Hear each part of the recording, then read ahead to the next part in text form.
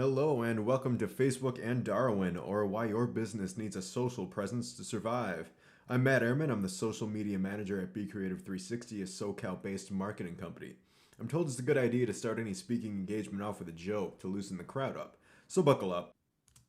A recently single woman walks to the top floor of a hotel bar looking to meet someone. She takes a seat next to a gigantic man sitting at the bar and asks him what he's drinking. He says, "I'm drinking a magic beer." She says, "What makes it a magic beer?" He takes a sip, he jumps through the six-story window, flies around the building, flies back through the window, and takes his seat at the bar. He just says, "It's a magic beer." She goes, "Bartender, I'll have what he's having. I gotta try this." Bartender gives her a beer, she takes a sip, she jumps out the window, and splat. The bartender looks at the gigantic man and goes, "Superman, you're a real jerk when you're drinking." Well, that went over so well, I hope you don't mind if I tell another one real quick. I met a business owner in Dallas a month ago who told me this one, so full credit goes to him. Ready? Here we go. He said he had no use for social media. What? That joke didn't seem to do as well. Maybe you don't think it's a joke at all. Does anyone feel the same way as that man from Dallas? Don't worry, I'm not going to pick on you or make an example of you. All I hope to do in the next 30 minutes is change your mind as to why all businesses have a need for social media. Let me give you a quick glance into my crystal ball and show you what the future holds for you for the next half hour. First, I'm going to explain to you why it is that you need a social media presence. That's part one. Part two, I'm going to tell you what makes the various social medias such useful tools. I'm going to show you the abundance they can bring you if you use them correctly.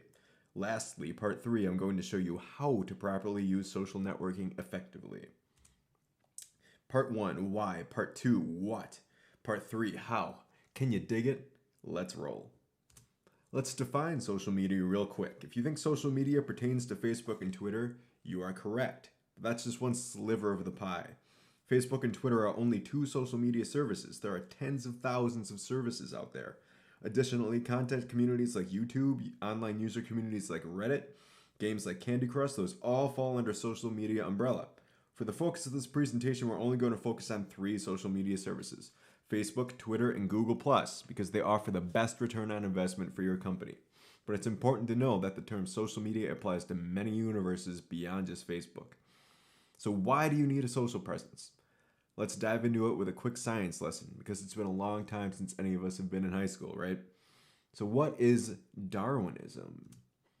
Darwinism is Charles Darwin's theory of evolution. Evolution by natural selection, which, put as simply as possible, is the survival of the fittest.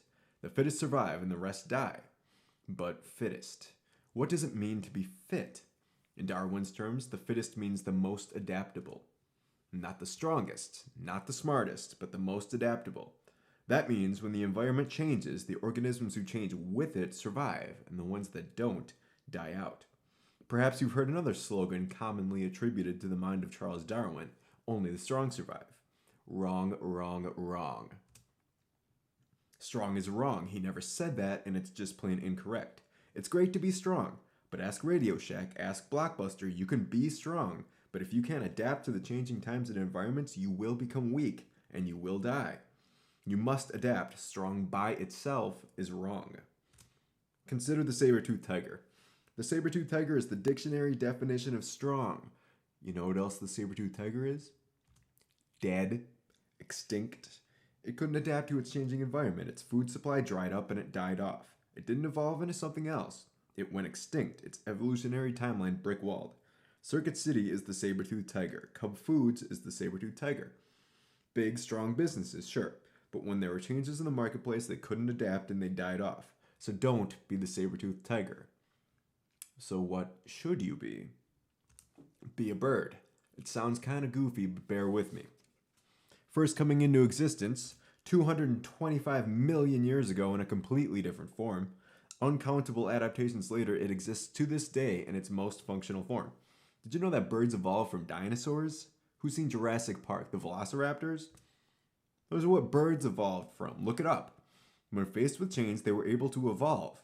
And countless adaptations later, we have modern birds.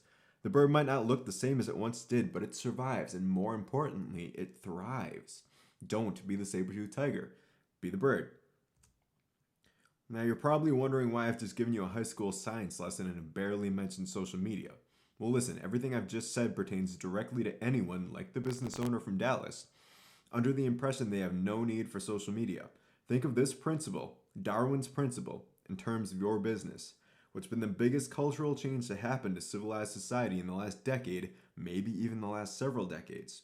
It's objectively been the invention and adoption of social media and the dawn of the social media age. It has completely revolutionized how information is spread and exchanged. And how information is created and exchanged shapes economics, education, culture, literally every aspect of human existence. Now, I understand in the grand scheme of things, social media is still a fairly new invention. New things are scary, and it's easier just to distrust and ignore what you fear. But keep in mind, the printing press was a new invention at one point too. It too revolutionized the way information was created and spread, and it too shaped the future of economics and culture. Can you imagine what happened to any business that didn't embrace print? They saw their evolutionary timeline come to an end. Make no mistake about it, social media is the new printing press. The majority of your customers are using it. The majority of your competitors are using it. Thus, if you are not using it, you're missing out. You're behind, and the distance will only grow as time passes. You know, I've heard all the arguments. Social media is pointless, it's stupid, it's for kids, it's a waste of time, it's hard to figure out the return on investment, la la la. To quote social media guru Mark Schaefer, let me ask you, what's the ROI of bankrupt? By thumbing your nose at the new methods of promotion like Facebook, you'll be left behind, you'll lose customers, and you'll be unable to get new customers because, and listen up, the old methods of promotion are no longer as effective as they once were before the onset of the social media age. Please remember that because it's important. The old methods of promotion are not as effective as they once were because social media offers newer and faster methods of promotion that reach far more people. We'll get to those new methods of promotion shortly, but do you see where Darwin's theory comes in? To evolve and to survive is to recognize that we are neck deep in the social media age and to embrace it. To thumb your nose at social media and stick to the old methods of promotion that no longer work very well is to face extinction. Social media has changed the world and nothing is going to change it back. So it's your move. Okay, a quick definition. An active user is someone who has utilized their personal social media account in the last 30 days. So as of Q1 2016, there are 310 million active users on Twitter. That's a big number, right? It's so big it's almost unimaginable. Just for perspective, there are 318 million people living in America. That's a lot of people. But listen to this. As of the first quarter of 2016, there are 1.65 billion active users on Facebook. That is billion with a B. There are currently just over 7 billion people living on Earth at this very moment. That means 22% of the Earth's current population are not just Facebook users, but active Facebook users. Let me put that to you one more way. 1 out of every 5 people on Earth is an active Facebook user. Now this is Rogers' adoption bell. It expresses the rate at which a population starts using a new product, service, invention, etc. Facebook launched in February 2004 and was at first exclusive to only college students. It became available to everyone in September 2006, which gilded the social media age. If you aren't using social media to promote your business yet, you are deep in the laggard phase. That means all these businesses have a massive advantage over you. They have a direct line to all these people, 1 out of 5 people on Earth. And if you're one of the resistant few, well, again, what's the ROI on bankrupt?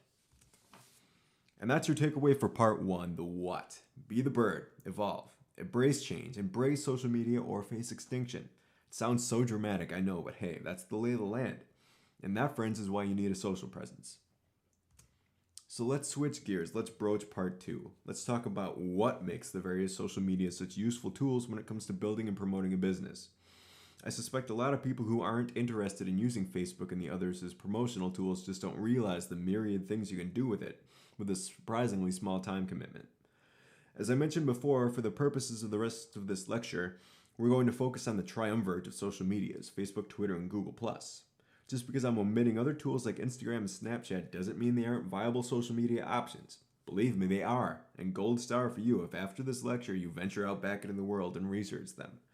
But the idea is to walk before you can run, and setting up an account on every social media service out there is just wasted effort and can actually wind up working against you. So don't waste time and resources. For now, focus on the 3 tools that stand to benefit you the most, the quickest. So 310 million active Twitter users, 1.65 billion active Facebook users. Wow, what do people do on social media? Do they post pictures of their vacations? Yes. Do they post cryptic, vague status updates to farm attention? Double yes. Do they offer up unsolicited and infuriating political opinions? You betcha. Do they stay informed about their favorite brands, businesses, and products? Put money on it. Do they search for businesses and services that fulfill a need they have? You bet your last dollar they do. Those last two sound pretty relevant to any company owner, don't they? They sound like something you could capitalize on. The plot thickens. So let's talk 4 main benefits to curating an active social media presence. 1. Increased visibility and new customer attraction. 2. Stronger existing customer relationships and building trust. 3. Faster, more effective customer service. And 4. Everyone's favorite, more sales. So, for increased visibility and new customer attraction, how does a business get new clients? And how do people find new products and services to fulfill needs they have? They don't drive around town anymore, and they don't check the yellow pages of the newspapers. They use the Google search engine. They type in their town, and they type in what they're looking for, and they choose from the results Google presents them. They type in Jacksonville, Florida, and they type in dry cleaner, and they go from there. Google is the kingmaker, so you really want to dominate the Google search results. You need to be on the first page of Google search results, and you need to be as many of the search results as you possibly can be. And cultivating and keeping an active social media presence exponentially boosts your Google search results. Maybe your website is ranked first, your Facebook is second, your Twitter is third, and so on and so forth. Seeing a company dominate the top Google results signals an effective and trustworthy product to the customer. So you and Google need to be best buddies, and if you can stay awake until the end of my presentation, I'll give you a super secret tip to help you boost your Google ranking. When looking for new businesses and products, people also ask friends and family for recommendations. Word of mouth, testimonials, social proof, those are still your most effective methods as far as attracting new customers. They always have been, they still are, and it's likely they always will be. However, since social media has swept the planet, the term word of mouth has transitioned from literal to figurative. Friends still tell friends verbally about good experiences with services or products, sure, but now the vast majority of word of mouth happens through social media. Your star rating and your reviews on Google and Facebook can make or break you. People trust customer reviews above all when vetting new goods and services. So think of social media like digital word of mouth. Social media is a place where you've got a committed audience, your page fans, people who have generally done business with you before, and thus are really easy to ask for feedback. Make your best repeat customers your brand ambassadors and have them trumpet their positive experiences with you. You can address any negative feedback you might get and turn a negative into a positive, and take any positive feedback you get and turn those into testimonials for your Facebook and Twitter or website. Instant positive word of mouth. And that's just the tip of the iceberg, so get creative with it. Strengthen existing customer relationships. You have an existing customer base, and a customer base needs to be maintained. Social media profiles are a stellar conduit for building and personalizing a company's relationship with its existing customers. The way to do this is to effectively use your social media accounts as customer service tools, which we'll speak about next, and to make sure your social media pages are worth visiting. This is where the social in social media comes into play. Maintaining and curating your social media presence, posting fresh content, and interacting with your customers can increase trust in your company. Customers who trust a business become ambassadors for you. I've said the word trust about 4 times in the last minute. This is such an important idea that it gets its own slide. A properly maintained social media presence builds trust. Everyone here is successful business people, so you all know that the way to turn a first-time customer into a regular customer is to earn their trust. So how do you run your social media networks in a way that builds trust? We'll file this under duh, but you have to create the kind of posts that people want to see. Give your customers a reason to visit your pages. We'll go deep as far as good post content and strategy in part 3 of this talk. So for now, realize that social media involves communication with humans, not selling to faceless drones. It's about people. Those might be some of the most important words I say to you today. Social media is communication with people, real live people. So if you make your social media accounts an entertaining place to be and stock them with quality, valuable content, you position your pages as communities built around your brand and not just blunt selling tools. This builds trust, that magic word. Customer service. One thing it's essential to realize is that any and all social media sites you choose to utilize will become magnets for your customer service issues. You can see this as a good thing or a bad thing, but I see this as a great thing. Why? Because all successful businesses are built around outstanding customer service, and social media allows you to become aware of and handle all customer service situations much more quickly and efficiently. But as with all things, there are right ways to do it, and there are wrong ways to do it. So let me show you two sterling examples of the wrong way to do it. Social media is by its very nature a public medium, so negative customer feedback can wind up being very visible. What was once a quiet issue between company and customer is now on display for all to see. It's like word of mouth to the nth degree. So here's what you don't want to do. Don't ignore it. Let no tweet, comment, or message go unanswered. I repeat, you don't want to just plain ignore negative feedback or negative comments or negative messages. By ignoring, not only are you showing this customer that you don't care enough to even acknowledge their problem, much less attempt to rectify the situation, you're showing your apathy to who knows how many other people who might see this post. As I've said a few times already, social proof is essential in attracting new customers. And if you have negative comments and reviews hanging around unaddressed, it's a massive turnoff to potential new customers. Ignoring problems is not a good look. Okay, so mistake number 2 is dragging your feet. Speed is the name of the game in customer service. If someone has a problem, they want it fixed, and they want it fixed now. So who's ever been to a Taco Bell? I had a friend who took a spin through a Taco Bell drive-thru and they shortchanged him on the amount of chips they put in his nachos. Just as a joke, not even maliciously, he put up a picture and a post on Facebook about it. Here's where it gets interesting. The official Taco Bell Facebook business page responded to him on the post in an attempt to rectify the complaint. So far, so good, right? T-Bell has the chance to publicly fix the situation and win over not only my friend Adam, but everyone who has seen his post, which, as it was posted directly to the official Taco Bell Facebook page, was thousands of people. So Taco Bell comments on his post and they say, Adam, please message us. We want to make this right. So Adam does. He sends them a message through Facebook Messenger. And then he waits. He waits 5 days. 5 whole days. After that, rightfully so, he gets a little snarky and he makes another comment on his post. He tags Taco Bell again and says, you guys are as good at communicating as you are at filling chip bags. And let's keep in mind, thousands of people saw this post.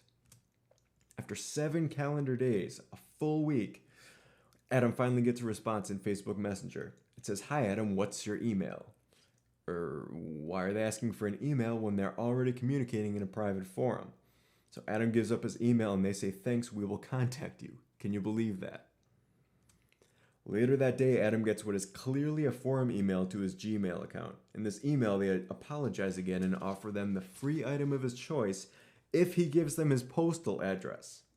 Oh, and the signature line says love. That's cute. Taco Bell loves us. All is forgiven.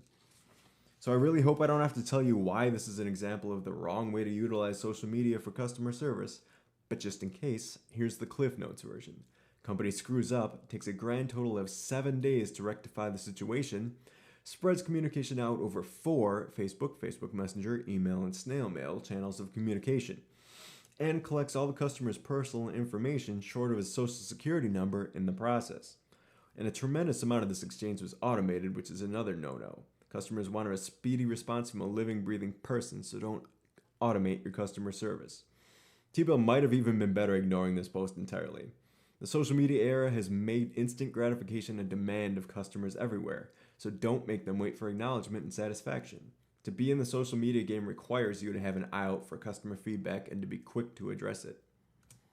Okay, let's quickly go over a positive example of how to handle a customer service issue.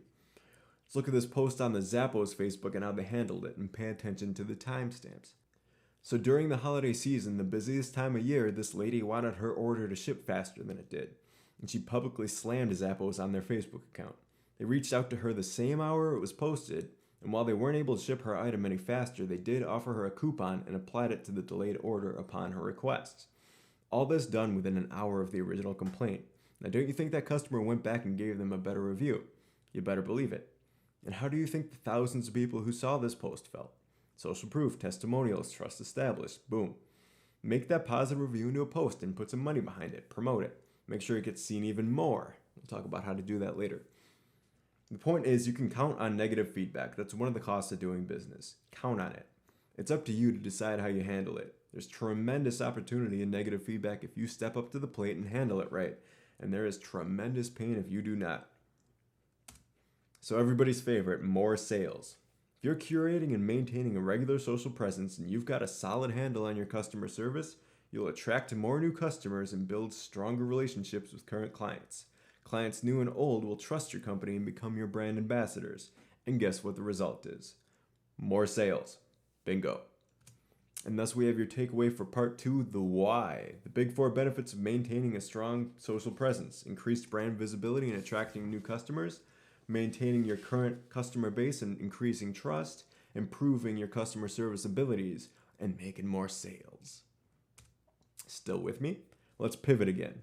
I can just tell after all the convincing I've been doing for the last 20 minutes, you're all thinking, Matt, we realize our folly. We realize we do need a social presence for companies to thrive. But how can we adopt and implement a social media strategy that would be effective? Well, here we go. I keep turning one particular phrase, curating and maintaining a regular social presence. For the third and final part of this talk, I'd like to pick apart what that entails. How do you make your Facebook or Twitter or whatever social media you choose to adopt, how do you make it worth visiting or following? What does the quality content I keep referring to look like? Well, I'd rather show than tell, so let's have a look at some of the Facebook posts that Kona Cleaners, a dry cleaner in Costa Mesa, California, has used in the past. Now, over the course of my career, I've heard it said many times by many people that some businesses just don't mesh well with social media, dry cleaning being one of them. That is complete and total nonsense. Great content is great content no matter where it comes from. I have that line in bold in my notes because it's very important. Ignore anyone who says otherwise. That just indicates they don't know how to put together great content. Now let me give you a quick primer on social media terminology. Let's define a word, reach. Per the official Facebook definition, post reach is the number of people who have actually seen your post. Your post counts as reaching someone when it's shown in the news feed. Let me define another word for you, impression. Per the official Facebook definition, impressions are the number of times a post your page is displayed, whether the post is clicked or not. People may see multiple impressions of the same post. For example, someone might see a page update in their newsfeed once, and then a second time if their friend shares it. Now let's talk about engagement. What is engagement? Engagement rate is the percentage of people who saw a post that reacted to, shared, clicked, or commented on it. Likes, shares, retweets, those all fall under the engagement umbrella. When a post is engaged with, it winds up in the newsfeed of the friends of the person who engaged with that post. Now it's in many news feeds that it would never have appeared in otherwise.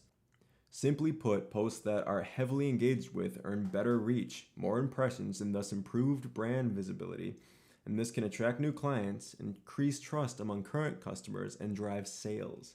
Keep those things in mind as we traverse the next few slides. Now, when I'm coming up with a social media posting strategy for a client, I have a maxim that I use as the yardstick for which all posts are measured. I mean, every post has to do one of the following things. It has to make them learn, make them laugh, or hijack. And what I mean by hijack is find a trending pop culture event and tie it back into your business in some way. If the post I'm making doesn't satisfy one of these requirements, it is not a good post. Make them learn, make them laugh, or hijack. It's an off rhyme and you would do well to remember it. Now here's an example of a post that teaches. It's simple, it's a fact, and it's interesting. It's branded, it name checks the company for a little tacked on brand recognition. It even goes that extra mile and it ties the fact back into dry cleaning. It's a great informative post. Take a minute to read it. I can't pronounce Julia correctly, so you're on your own for that one. Now, side note, not every quote-unquote learn post needs to have anything to do with your brand or niche. Sometimes just a simple, helpful post completely unrelated to the business posting about it in any way can garner a tremendous amount of goodwill from the audience. This post about the health benefits of apple cider vinegar has nothing to do with Kona Cleaners in any way, but it was liked and shared numerous times because it offers valuable information. It was heavily engaged with and earned better reach and more impressions, raised brand visibility, and potentially drove sales. Now, I know I'm repeating myself, but I keep saying it so you remember it. It's blunt repetition. It's a learning tool. Okay, next. So make them laugh. It's pretty self-explanatory. Memes, jokes, riddles, there are a number of ways to do it. People tend to remember what makes them laugh, so be the one to make people laugh. Capiche? Have a moment to Drink this one in. And here's just a quick example again. Not every post has to pertain directly to what it is that you're selling. This has the Kona Cleaners logo on it, but it's not a post related to dry cleaning. It's a great post. Got several likes, good reach, more impressions, etc. So, hijack. Here's a post that hijacks the recently released Batman vs. Superman movie that was trending quite heavily a bit ago. It says, what do Batman, Superman, and Wonder Woman all have in common? Aside from a new movie coming out in less than 2 weeks, they all have a need for professional dry cleaning services of Kona Cleaners. Those super suits are definitely kosher and would likely fall apart in a washing machine. Like this post if you'll be seeing Batman vs. Superman on opening night. Please note that every possible trending topic in the copy of this post is hashtagged. Superman, Batman, Wonder Woman, the movie title, the company, full hashtag coverage for maximum trending exposure. And it managed to tie back into dry cleaning, which is a fun thing to do if you can make it feel natural. Cool? Now a brief note about hijacking. Exercise ethical thinking. What I mean by that is don't try to hijack tragedy. It will result in a PR nightmare, and you will be made to pay for it dearly. Here's AT&T honoring the Twin Towers with a sales pitch. No, bad, very bad. Do not attach your brand to a tragedy. There is no benefit to it. This did not sell any more phones or cause anyone to switch to AT&T. It made the blogosphere furious. Respect is number one.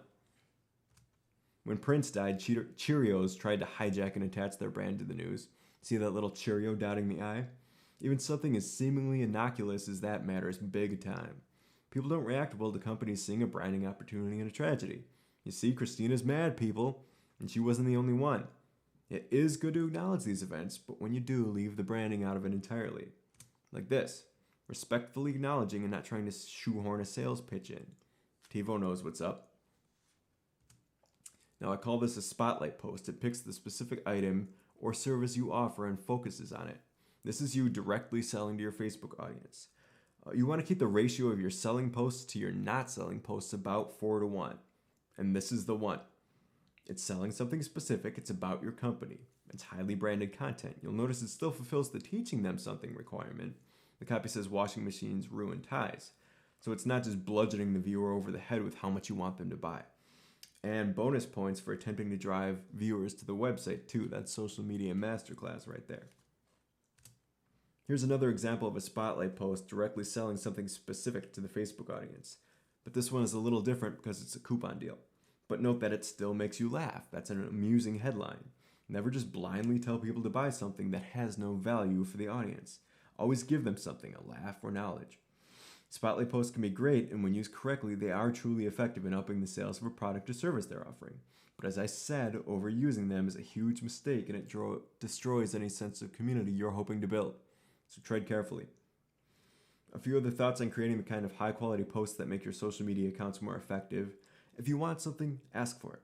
If you want likes, ask for likes. If you want shares, ask for shares. If you want comments, ask for comments. You notice most of the posts above did directly ask for likes, shares, comments, and engagement. But make sure you're asking for a legitimate reason. Don't just say share this post if you think it's a neat post. Make sure the request ties into the post content itself. Don't blatantly fish for likes. It's off-putting to the viewer. It makes them feel like a promotional tool, so don't take away their agency. Remember the Batman and Superman post I just showed you? The copy in that post said, like this post if you're planning on seeing that movie this weekend. Not like this post because I asked you to. And another thing pertaining to copy, you may have noticed I like to use the word trust a lot in my post copy as well. I'm repeating myself.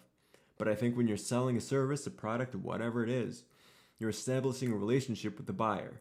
And the basis of any good relationship is trust.